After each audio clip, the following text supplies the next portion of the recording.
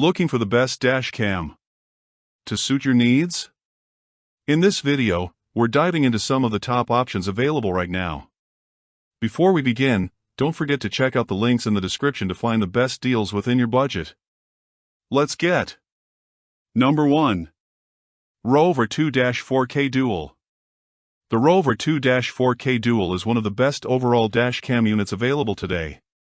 The rear cam comes in at 1080p, i.e. the longtime standard marketing term high definition, which matches or exceeds many other units on the market, and the front camera is more impressive, sporting 2160p resolution, marketed as 4K, or Ultra HD, almost 4x the pixel count of 1080p. Each lens is wide angle as well, which, combined, gives 185 degrees of coverage, just about the best of our lineup. Long story short, the R2-4K captures an incredible amount of information, without appearing distorted.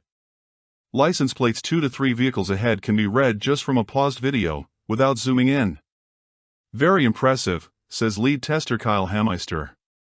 That level of detail will be invaluable when it comes time to present evidence of a hit and run, for example. The user experience feels smooth, and this is a unit with a ton of settings customizability, but install and setup take a bit longer than average. Our only other gripe is that the video frame rate appears fairly low, a necessary concession to help reduce the size of already large video files. The R2-4K Dual is not our highest scoring product outright, but it is a fantastic cam, and it is competitively priced. Regarding value, Kyle says, the Rove is what I'll be personally using in my daily driver, and what I would recommend to family. It's not cheap per se, but it's more than twice as good as units one half as much. Number 2. Miofive S1. The Miofive S1 is a good value. It is roughly $80 less than the Rove and has more modest scores to match, but it has some features that we really like. GPS recording is the main one, a feature typically only available on models in the $200 plus price range. Beyond that, the usability is straightforward and better than some costlier units, so we feel that it's well worth your consideration. In the words of lead tester Kyle, the cheap options aren't worth the headache, they fail in strange ways and clearly don't live up to the manufacturer's claims. The Miofive is the cheapest good model as far as I'm concerned. What does that mean for you? Well, the S1 doesn't have the best video quality we've seen, despite the 4K resolution spec. The detail isn't bad, but the colors are dull and the lighting is flat, and perhaps a little dark.